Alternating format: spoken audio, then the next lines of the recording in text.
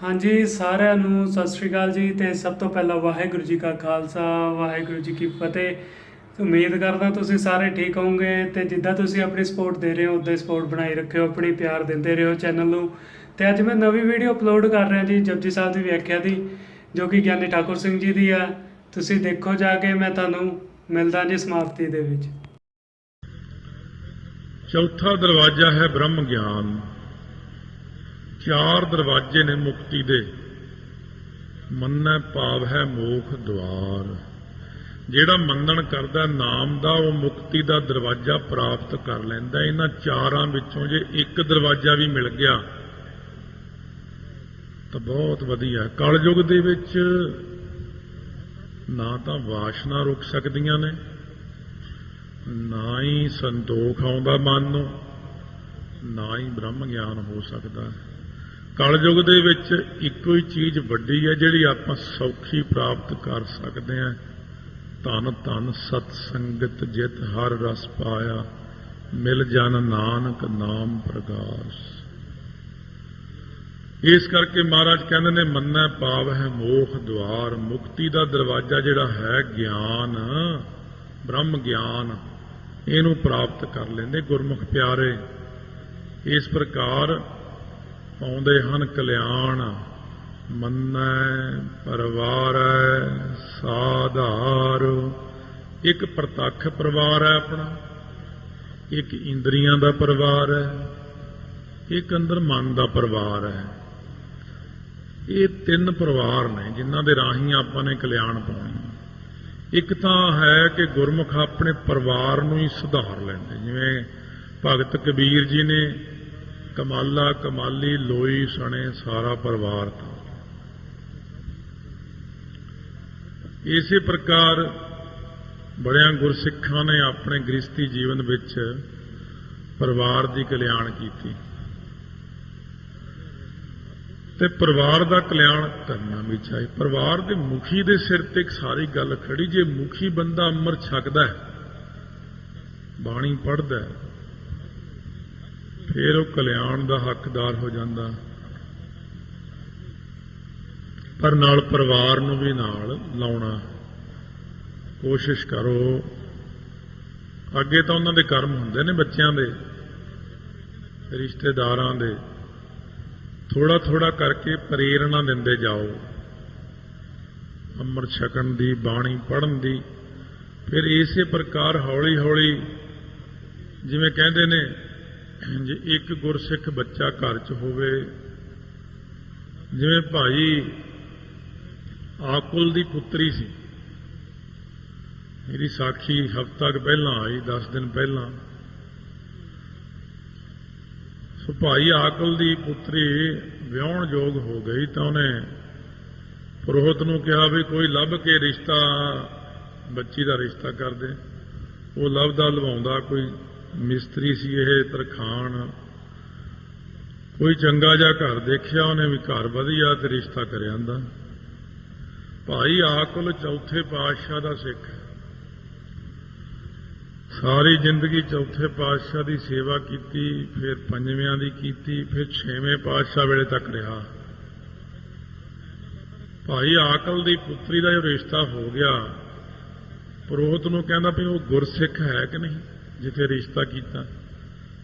ਪੁਰੋਹਿਤ ਕਹਿੰਦਾ ਇਹ ਤਾਂ ਨਹੀਂ ਮੈਂ ਦੇਖਿਆ, ਮੈਂ ਤਾਂ ਇਹ ਦੇਖਿਆ ਵੀ ਖਾਂਦਾ ਪੀਂਦਾ ਘਰ ਹੈ, ਚੰਗੇ ਮਾਲਦਾਰ ਸਾਮੀ ਹੈ, ਲੜਕੀ ਸੁਖ ਪਾਵੇਗੀ। ਕਹਿੰਦੇ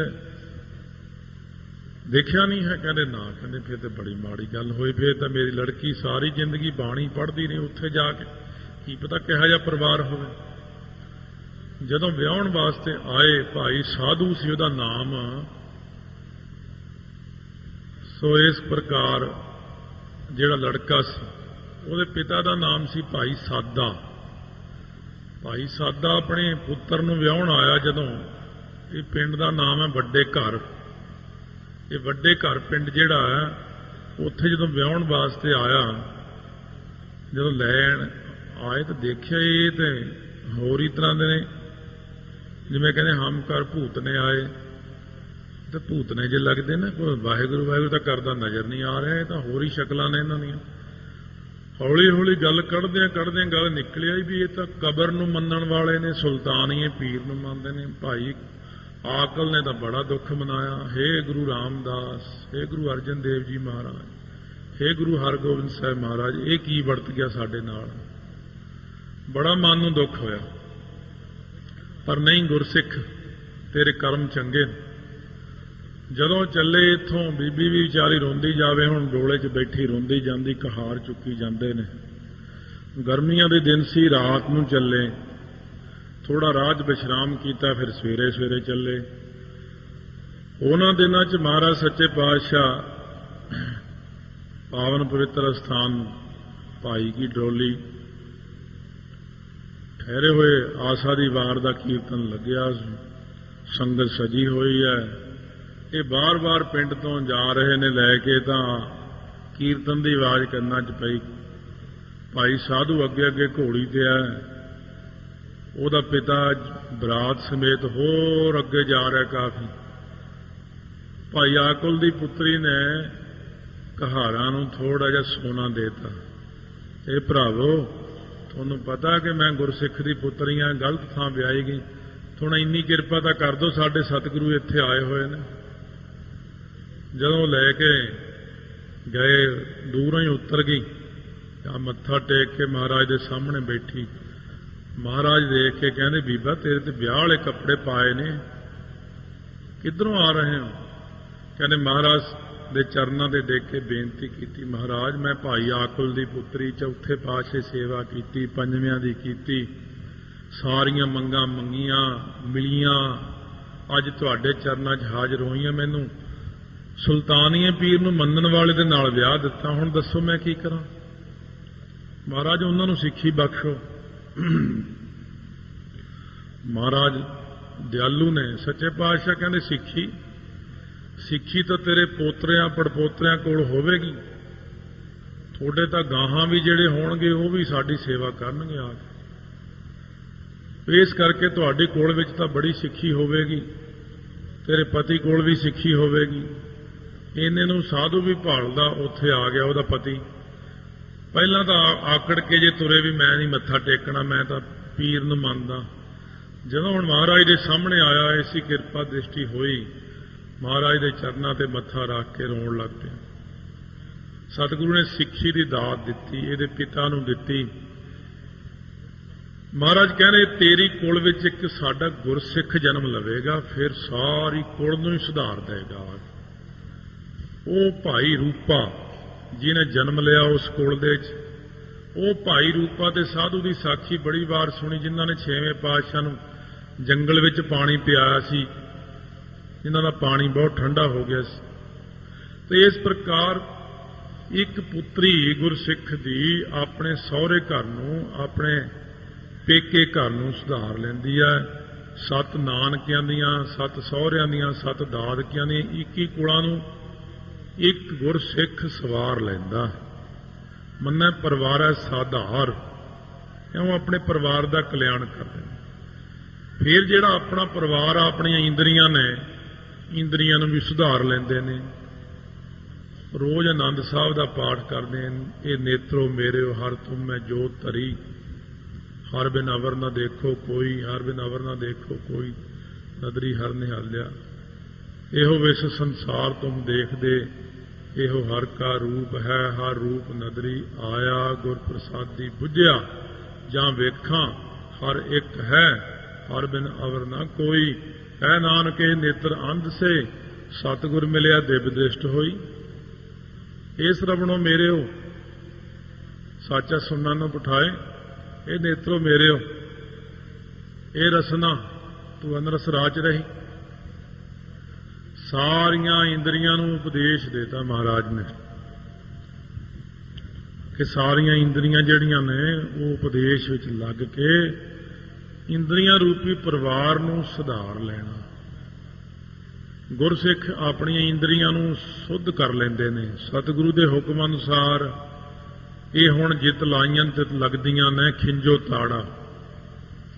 ਖਿੰਜੋ ਤਾੜਾ ਨਹੀਂ ਹੁੰਦਾ, ਮਨ ਨੂੰ ਰੋਕ ਲੈਂਦੇ ਨੇ, ਅੱਖਾਂ ਨੂੰ ਚੰਗੇ ਪਾਸੇ ਲਾ ਲੈਂਦੇ ਨੇ, ਕੰਨਾਂ ਨੂੰ ਚੰਗੇ ਪਾਸੇ ਲਾ ਲੈਂਦੇ ਨੇ, पेखन सुनन सुनावनो मन मह दृढ़िया साच। ऐसी अवस्था बन जाती है। अंतर गुर आराधना जिहवा जप गुर नाओ नेत्री सतगुर पेखना श्रवणी सुनना गुर नाओ सतगुर से तीरत्या दरगह पाई ठाओ। ऐसी अवस्था बना लेंदे ने कि अपनी इंद्रियां रूपी परिवार नूं सुधार लेंदे ने। इंद्रियां दा साधना बहुत जरूरी है। इस प्रकार अपनी इंद्रियां ते काबू पा लेंदे ने। ये सारी तां किरपा हुंदी क्योंकि साडे सतगुरु ने अपनी इंद्रियां ते काबू पाया होया ते अगे गुरसिख नूं भी यही कहने ने इंद्रियां ते काबू पा। जिहड़े अजकल दे गुरु ने वो कहने जो मर्जी खाओ मौजां करो क्योंकि वो गुरु भी है या चेले भी हो ने। पर साडे सतगुरु तां आप अपने परिवार नूं इंद्रियां नूं खिच के रखते हैं अपने काबू च रखते हैं तो गुरसिख नूं कहने कि इन्हां नूं काबू च रखिया कर। इस प्रकार दे नाल ये परिवार है इंद्रियां दा बाहरला। हुण आ जाओ बिल्कुल अंदर एक मन दा परिवार है अंदर। इस परिवार नूं भी सुधारना है। जद तक तिन्ने परिवार नहीं सुधरते उदों तक भगती नहीं हुंदी। ये जिहड़ा मन दा परिवार है इहने मन दीयां 5 बिरतियां। जब तक ये 5 बिरतियां नहीं आप सुधारते प्रमाण बिरती देखण वालियां चीज़ां च मन ने परछना क्योंकि अखां जिहड़ियां ने खुलियां ने ये जिहड़ी भी चीज़ नूं देख लैंदियां ने वो च परछ जांदियां ने। इस करके अखां ज़्यादातर जां तां बंद ही रखो अध पचदियां जां महाराज के स्वरूप ते ध्यान करो बहुता खब्बे सज्जे ना देखो। प्रमाण बिरती है। प्रमाण दीयां 3 किस्मां ने। या फिर कोई बाहर खड़का आ गया भी वो बाहर पत्थर कट्टण वाली मशीन चल रही है खड़के च ध्यान चले गए। कोई हॉर्न वज गया उथे ध्यान चले गया। कोई भी खड़का आ जाए कोई खुशबू आ जाए अचानक तां भी अपनी बिरती खिंड जाती। ये काहदी खुशबू है कि तड़का लग रहा है कड़ा प्रसाद बन रहा फिर खिंड गया। इस तरह करने ना जां किते बैठे बैठे दूरों किते धुआं देख गया एम प्रतीत होंदा किते अग लग गई। क्यों मन की परिवार की एक बिरती दी 3 किस्मां ने जिहड़ियां वक्खो वक्खरे ढंग नाल खिंड जांदियां ने। प्रमाण बिरती कहने ने। हुण प्रमाण बिरती जिहड़ी प्रमाण फिर विपरजे। विपरजे बिरती मन दी वो है जिहड़ी गुरु वेद शास्त्र की आग्या तो उल्ट चलना मन ने। जिवें अपना मन उल्ट चलदा है अमर छक लै मैं नहीं छकना बाणी पढ़ लै मैं नहीं पढ़नी। कोई काम कहो पुट्ठा ही चलदा मन। पाठ नहीं करना अच्छा चल टीवी देख ला हाँ वो ला दो फटाफट करो लंघ ना जावे किते। ये मन की बिरती है। चाह पीनी है हाँ चाह क्यों नहीं बर्फी भी नाल खा ला उत्थे ही मन जांदा। जे कहो छा चाह पानी पी के फिर माला करी कहना हुण तां नींद आ रही। ये विपरजे बिरती है पुट्ठा ही चलना। गुरबाणी वल्लों गुरु वल्लों पुट्ठे पासे नूं ही तुरे जाना विपरजे बिरती आ गई। ये परिवार दे मैंबर ये नहीं ठीक हो रहे अपने। जद ये नहीं ठीक हुंदे तां इन्हां दे करके सारा कुछ ही अपना खराब हो रहा है। इस करके निंद्रा तीजी बिरती नींद दा आउणा तंद्रा नींद दा आउणा प्रतख नींद दा आउणा अविद्या रूपी नींद दा आउणा ये 3 तरह दी नींदां तंग करदियां आपां नूं। फिर इहदे विच ये भी काम खराब है। महाराज कहने इहनूं भी देखो भाई सुधारो अपने मन नूं। निंद्रा तो बाद फिर जिहड़ा आउंदा मन दे अंदर विकल्प। विकल्प इउं हुंदा भी हले एक सुखमनी साहब का पाठ पूरा नहीं होया ते मंगा 1000 आ भी मिल जे वो भी मिल जे वो भी मिल जे वो भी मिल जे लिस्टां बनाउंदा रहना अंदर पाठ करदा रहना भी अज मैं इत्थे बह के 2 पाठ कीते आ अज तो बस मेरे घर जांदियां सार माया दे ढेर लग जाने चाहिए क्यों मैं 2 पाठ कीते अज। ਅੱਜ ਤਾਂ ਮੇਰਾ ਫਲਾਨਾ ਕੰਮ ਹੋਣਾ ਚਾਹੀਦਾ, ਕਿਉਂ ਮੈਂ 2 ਪਾਠ ਕੀਤੇ। ਇਹ ਵਿਕਲਪ ਹੈ ਕਿ ਸੇਵਾ ਥੋੜੀ ਮੰਗਣ ਬਹੁਤਾ, ਮੈਲ ਨਾ ਪਾਵੈ ਕਹਿ ਤੋ ਬਹੁਤਾ। ਇਹ ਵਿਕਲਪ ਬਿਰਤੀ ਹੋ ਗਈ।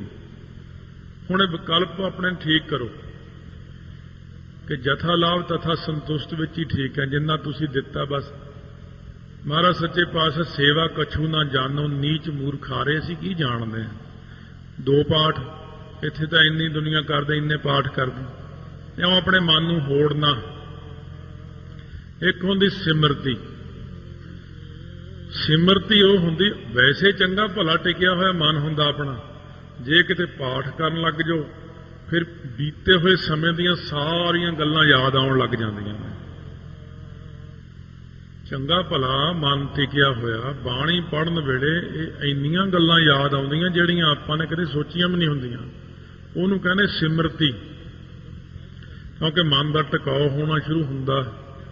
ਜਿਉਂ ਹੀ ਮਨ ਦੀ ਇਕਾਗਰਤਾ ਹੁੰਦੀ, ਇਕਾਗਰਤਾ ਵਿੱਚੋਂ ਬਹੁਤ ਕੁਝ ਨਿਕਲਦਾ, ਉਹਦੇ ਕਰਕੇ ਆਪਾਂ ਪਰੇਸ਼ਾਨ ਹੋ ਜਾਂਦੇ ਹਾਂ। ਮਹਾਰਾਜ ਕਹਿੰਦੇ ਆਪਣੇ ਮਨ ਦੇ ਪਰਿਵਾਰ ਦੇ ਇਹ 5 ਅੰਦਰ ਵੀ ਮੈਂਬਰ ਨੇ, ਇਹਨਾਂ ਦਾ ਵੀ ਖਿਆਲ ਕਰ ਲਓ ਕਿ ਇਹਨਾਂ ਨੂੰ ਕਿਵੇਂ ਸੁਧਾਰਨਾ। ਸੌਖਾ ਤਰੀਕਾ ਤਾਂ ਉਹੀ ਆ ਕਿ ਗਾਵੀ ਆ, ਸੁਣੀ ਆ, ਮਨ ਰੱਖੀ ਆ, ਭਾਓ। ਸਭ ਤੋਂ ਸੌਖਾ ਤਰੀਕਾ ਇੱਕ ਤਾਂ ਗੁਰਸਿੱਖ ਆਪਣੇ ਪ੍ਰਤੱਖ ਪਰਿਵਾਰ ਨੂੰ ਸੁਧਾਰਦਾ ਹੈ, ਆਪਣੀਆਂ ਕੁਲਾਂ ਨੂੰ ਸੁਧਾਰਦਾ ਹੈ, ਤੇ ਇੱਕ ਉਹ ਆਪਣੇ ਸਰੀਰ ਨੂੰ ਸੁਧਾਰਦਾ ਹੈ, ਇੱਕ ਉਹ ਅੰਦਰਲੇ ਪਰਿਵਾਰ ਨੂੰ ਸੁਧਾਰਦਾ ਹੈ। ਸਤ ਸੰਤੋਖ ਦਇਆ ਧਰਮ ਵਿਚਾਰ ਸ਼ੁਭ ਗੁਣਾਂ ਨੂੰ ਸੁਧਾਰਦਾ ਅੰਦਰ, ਤੇ ਔਗਣਾਂ ਨੂੰ ਬਾਹਰ ਕੱਢਦਾ। ਇਸ ਤਰ੍ਹਾਂ ਗੁਰਸਿੱਖ ਆਪ ਸ਼ੁੱਧ ਹੁੰਦਾ, ਦੂਜਿਆਂ ਨੂੰ ਸ਼ੁੱਧ ਕਰਦਾ। ਮੰਨੈ ਤਰੈ ਤਾਰੇ ਗੁਰ ਸਿੱਖ। ਪਹਿਲਾਂ ਤਾਂ ਗੁਰ ਨੂੰ ਲਓ, ਕਿਉਂ ਜਿਹੜੇ ਸਤਿਗੁਰੂ ਜੀ ਨੇ ਇਹ ਆਪ ਪਹਿਲਾਂ ਬਾਣੀ ਦਾ ਮੰਨਣ ਕਰਦੇ ਨੇ, ਆਪ ਪਹਿਲਾਂ ਤਰਦੇ ਨੇ। ਸੋ ਇਸ ਕਰਕੇ ਭਾਰੀ ਕਰੀ ਤਪੱਸਿਆ, ਵੱਡੇ ਭਾਗ ਹਰ ਸਿਉ ਬਣ ਆਈ। ਭਾਈ ਗੁਰਦਾਸ ਜੀ ਗੁਰੂ ਨਾਨਕ ਦੇਵ ਜੀ ਬਾਰੇ ਲਿਖਦੇ ਨੇ।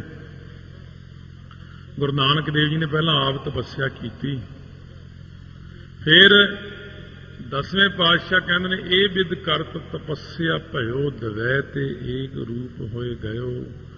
ਸਤਿਗੁਰੂ ਨੇ ਪਹਿਲਾਂ ਆਪ ਖੁਦ ਸੁਣਨਾ ਕੀਤਾ, ਉਹਦਾ ਮੰਨਣ ਕੀਤਾ, ਉਹਦੀ ਕਮਾਈ ਕੀਤੀ, ਫਿਰ ਆਪ ਤਰਕੇ ਜਦ ਦਵੈ ਤੇ ਏਕ ਰੂਪ ਹੋਏ ਗਏ ਦੀ ਅਵਸਥਾ ਚਲੇ ਗਏ ਤਾਂ ਆਪਾਂ ਨੂੰ ਤਾਰਨ ਵਾਸਤੇ ਅਵਤਾਰ ਧਾਰਿਆ।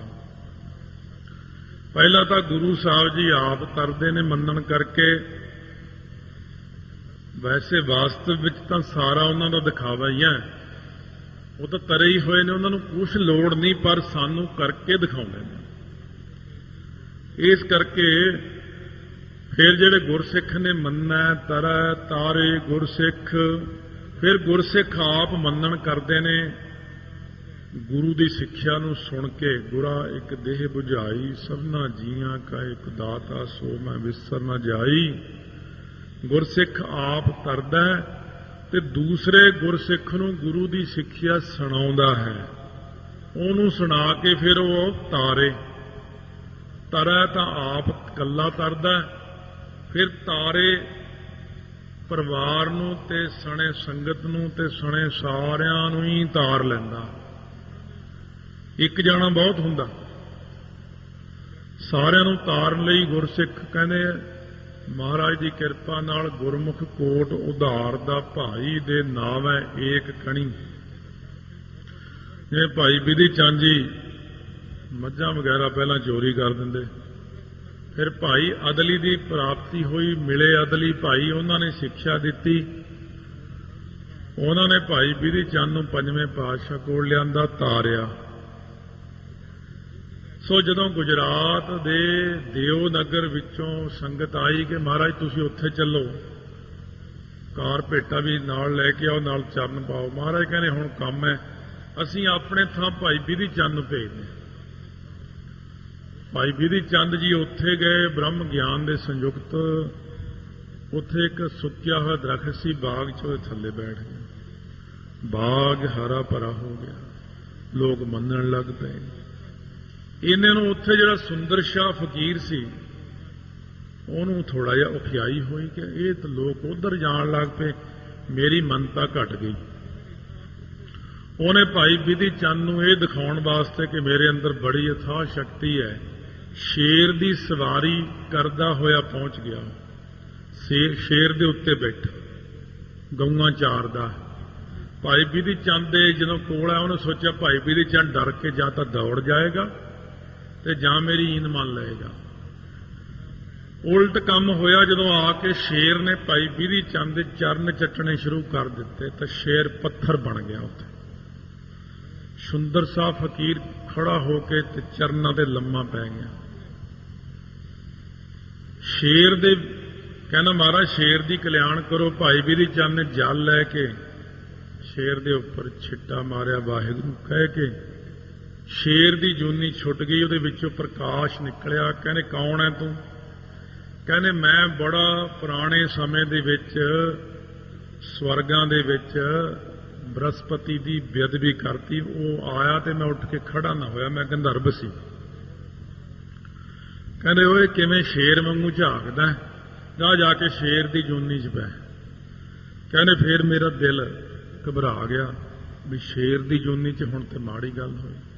ਕਹਿੰਦੇ ਮੈਂ ਉਹਨਾਂ ਨੂੰ ਪੁੱਛਿਆ ਸੀ ਮੈਨੂੰ ਕੌਣ ਤਾਰੇਗਾ ਫਿਰ ਮਹਾਰਾਜ, ਹੁਣ ਮੇਰੀ ਕਲਿਆਣ ਕਿਵੇਂ ਹੋਵੇਗੀ? ਤਾਂ ਬ੍ਰਹਸਪਤੀ ਨੇ ਮੈਨੂੰ ਇਹ ਕਿਹਾ ਸੀ ਜਦੋਂ ਅਕਾਲ ਪੁਰਖ 6ਵੇਂ ਰੂਪ ਵਿੱਚ ਆਉਣਗੇ ਉਹਨਾਂ ਦਾ ਇੱਕ ਸਿੱਖ ਭਾਈ ਬਿਧੀ ਚੰਦ ਆਵੇਗਾ। ਦੇਖ ਲਓ ਲੱਖਾਂ ਬਰਸ ਪਹਿਲਾਂ ਨਾਮ ਦੱਸਦਾ ਉਹਨੇ, ਭਾਈ ਬਿਧੀ ਚੰਦ ਆਵੇਗਾ, ਤੂੰ ਉਹਦੇ ਚਰਨ ਚੱਟਣੇ ਨੇ। ਹੁਣ ਤਾਂ ਤੂੰ ਉੱਠ ਕੇ ਖੜਾ ਨਹੀਂ ਨਾ ਹੋਇਆ, ਚਰਨ ਚੱਟੇਗਾ ਗੁਰਸਿੱਖ ਦੇ ਤਾਂ ਤੇਰਾ ਭਲਾ ਹੋਇਆ। ਸੋ ਭਾਈ ਬਿਧੀ ਚੰਦ ਜੀ ਮੇਰਾ ਹੁਣ ਭਲਾ ਹੋ ਗਿਆ, ਮੈਂ ਮੱਥਾ ਟੇਕਦਾ। ਸੁੰਦਰ ਸ਼ਾਹ ਫਕੀਰ ਕਹਿਣ ਲੱਗਿਆ ਧੰਨ ਹੋ ਮਹਾਰਾਜ, ਤੁਸੀਂ ਗੁਰਸਿੱਖੋ ਧੰਨ ਹੋ, ਆਪ ਤਰਦੇ ਹੋ ਦੂਜਿਆਂ ਨੂੰ ਤਾਰਦੇ ਹੋ। ਸੁੰਦਰ ਸ਼ਾਹ ਫਕੀਰ ਨਾਲ ਬੜੀ ਆਪਸ ਵਿੱਚ ਵਿਚਾਰਾਂ ਹੋਈਆਂ। ਭਾਈ ਸਾਹਿਬ ਨੇ ਉਹਦੀ ਜਿਹੜੀ ਮਾੜੀ ਮੋਟੀ ਹੰਗਤਾ ਸੀ ਦੂਰ ਕਰਤੀ। ਕਹਿਣ ਲੱਗਿਆ ਭਾਈ ਸਾਹਿਬ ਫਿਰ ਅੰਤਮ ਸਮੇਂ, ਕਹਿੰਦੇ ਭਾਈ ਸਾਹਿਬ ਕਹਿੰਦੇ ਅੰਤਮ ਸਮਾਂ ਮੇਰਾ ਤੇ ਤੇਰਾ ਇੱਕੋ ਹੀ ਵਕਤ ਹੈ ਦੋਵਾਂ ਦਾ। ਜਦੋਂ ਮੇਰਾ ਅੰਤਮ ਸਮਾਂ ਆਵੇਗਾ ਮੈਂ ਇੱਥੇ ਆਵਾਂਗਾ ਦਿਓ ਨਗਰ, ਉਦੋਂ ਮੈਂ ਆ ਕੇ ਇੱਥੇ ਸਰੀਰ ਤਿਆਗਾਂਗਾ, ਆਪਾਂ ਇਕੱਠੇ ਸੱਚਖੰਡ ਨੂੰ ਚੱਲਾਂਗੇ। ਇਉਂ ਭਾਈ ਅਦਲੀ ਨੇ ਤਾਰਿਆ ਭਾਈ ਬਿਧੀ ਚੰਦ ਨੂੰ, ਭਾਈ ਬਿਧੀ ਚੰਦ ਨੇ ਤਾਰਿਆ ਅੱਗੇ ਸ਼ੇਰ ਨੂੰ ਤੇ ਲੱਖਾਂ ਗੁਰਸਿੱਖਾਂ ਨੂੰ ਤੇ ਅੱਗੇ ਸੁੰਦਰ ਸ਼ਾਹ ਵਰਗੇ ਫਕੀਰਾਂ ਨੂੰ। ਮੰਨਣਾ ਜਿਹੜਾ ਗੁਰਸਿੱਖ ਆਪ ਬਾਣੀ ਮੰਨਦਾ, ਮੰਨ ਕੇ ਕਮਾਉਂਦਾ, ਉਹ ਦੂਜਿਆਂ ਨੂੰ ਵੀ ਮੰਨਣ ਲਾਉਂਦਾ, ਦੂਜਿਆਂ ਨੂੰ ਵੀ ਕਹਿੰਦਾ ਤੁਸੀਂ ਵੀ ਜਪੋ, ਤੁਸੀਂ ਵੀ ਇਉਂ ਕਰੋ, ਤਰੈ ਫਿਰ ਦੂਜਿਆਂ ਨੂੰ ਵੀ ਤਾਰਦਾ, ਗੁਰੂ ਦੀ ਸਿੱਖਿਆ ਹੋਰਨਾਂ ਨੂੰ ਵੀ ਸੁਣਾਉਂਦਾ, ਉਹਨਾਂ ਨੂੰ ਵੀ ਤਾਰਦਾ। 21 ਕੁਲਾਂ ਤਰਦੀਆਂ ਨੇ, ਪਰਿਵਾਰ ਤਰਦੇ ਨੇ, ਕੁੱਲ ਉਧਾਰ ਹੈ ਆਪਣਾ, ਦਰਗ ਹੈ ਪਾਵ ਹੈ ਮਾਣ, ਦਰਗਾਹ ਵਿੱਚ ਵੀ ਮਾਣ ਆਦਰ ਪ੍ਰਾਪਤ ਕਰਦੇ ਨੇ। ਸੋ ਇਸ ਕਰਕੇ ਜਿਨ੍ਹਾਂ ਨੇ ਵੀ ਗੁਰੂ ਦੀ ਸਿੱਖਿਆ ਨੂੰ ਮੰਨਿਆ ਹੈ ਉਹਨਾਂ ਨੇ ਹੀ ਸੰਸਾਰ ਚੋਂ ਕਲਿਆਣ ਪ੍ਰਾਪਤ ਕੀਤੀ। ਮੰਨੈ ਨਾਨਕ ਭਵਹਿ ਨਾ ਭਿਖ, ਭਿਖ ਹੁੰਦੀ ਭਿਖਿਆ ਮੰਗਣੀ, ਭਵਹਿ ਤੁਰੇ ਫਿਰਨਾ। ਗੁਰਸਿੱਖ ਜਿਹੜੇ ਨਾਮ ਜਪਣ ਵਾਲੇ ਨੇ, ਕੋਈ ਵੀ ਦੁਨੀਆ 'ਚ ਨਾਮ ਜਪਦਾ ਉਹ ਥਾਂ ਥਾਂ ਭੀਖ ਨਹੀਂ ਮੰਗਦਾ ਫਿਰਦਾ ਪਹਿਲਾਂ। ਦੂਜੇ ਨੰਬਰ ਤੇ ਥਾਂ ਥਾਂ ਤੇ ਨਹੀਂ ਭਟਕਦਾ ਫਿਰਦਾ, ਉਹ ਕਦੇ ਉੱਥੇ ਚਲਿਆ ਗਿਆ ਉੱਥੇ ਮੱਥਾ ਟੇਕਤਾ, ਕਦੇ ਉੱਥੇ ਮੱਥਾ। ਇੱਕ ਭਿਖ ਹੁੰਦਾ ਭੇਖ ਧਾਰਨ ਕਰਨਾ। ਸੋ ਜਿਵੇਂ ਇਸੇ ਪ੍ਰਕਾਰ ਆਪਣੇ ਆਪ ਨੂੰ ਇੱਕ ਬਹੁਤ ਸਾਧੂ ਕਹਾਉਂਦਾ ਸੀਗਾ, ਤਾਂ ਉਹ ਰਾਏਪੁਰ ਦਾ ਸਾਧੂ ਸੀ।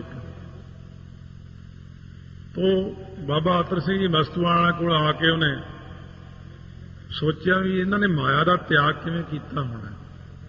ਬਾਬਾ ਜੀ ਦੇ ਉੱਪਰ ਇੱਕ ਬੜੀ ਸੋਹਣੀ ਲੋਈ ਸੀ, ਉਹ ਮਹਾਰਾਣੀ ਪਟਿਆਲਾ ਸੀ ਉਦੋਂ, ਉਹਨਾਂ ਨੇ ਜਾ ਕੇ ਭੇਟਾ ਕੀਤੀ, ਉਹ ਵੀ ਲਾਗੇ ਬੈਠੇ ਸੀ। ਸਾਧੂ ਦੇ ਮਨ 'ਚ ਸੰਕਲਪ ਆਇਆ ਵੀ ਨਾਮਦੇਵ ਕਰਕੇ ਸ਼ਾਇਦ ਉਹਦਾ ਨਾਮ ਸੀ। ਕਹਿੰਦਾ ਬਾਬਾ ਜੀ ਤੁਸੀਂ ਮਾਇਆ ਕਿਵੇਂ ਤਿਆਗ ਦਿੱਤੀ? ਬਾਬਾ ਜੀ ਕਹਿੰਦੇ ਕਿਉਂਕਿ ਸਾਧੂ ਨੇ ਮਨ 'ਚ ਸੰਕਲਪ ਕਰ ਲਿਆ ਵੀ ਜਿਹੜੀ ਲੋਈ ਬਾਬਾ ਜੀ ਨੂੰ ਮਿਲੀ ਆ ਨਾ, ਕਿਤੇ ਮੈਨੂੰ ਮਿਲ ਜਾਂਦੀ ਚੰਗਾ ਸੀ। ਬਾਬਾ ਜੀ ਨੇ ਉੱਪਰੋਂ ਲੋਈ ਲਾ ਕੇ ਸਾਧੂ ਨੂੰ ਦੇਤੀ, ਕਹਿੰਦੇ ਇਉਂ ਤਿਆਗ ਦਿੱਤੀ। ਨਹੀਂ ਰੱਖੋ ਰੱਖੋ, ਕਹਿੰਦੇ ਫਿਰ ਸੰਕਲਪ ਕਿਉਂ ਕੀਤਾ ਮਨ 'ਚ? ਕਹਿੰਦੇ ਜਿਵੇਂ ਲੋਈ ਤਿਆਗਤੀ ਉਵੇਂ ਅਸੀਂ ਮਾਇਆ ਤਿਆਗ ਦਿੱਤੀ। ਕਹਿੰਦੇ ਮਹਾਰਾਜ ਫਿਰ ਮੈਨੂੰ ਦੱਸੋ ਮੇਰਾ ਕਲਿਆਣ ਕਿਵੇਂ ਹੋਵੇ, ਮੈਂ ਕਿਹੜਾ ਭੇਖ ਧਾਰਨ ਕਰਾਂ। ਬਾਬਾ ਜੀ ਕਹਿਣ ਲੱਗੇ ਭਾਈ ਭੇਖ ਕੋਈ ਧਾਰਨ ਕਰਨ ਦੀ ਲੋੜ ਨਹੀਂ ਪੈਂਦੀ ਬੰਦੇ ਨੂੰ।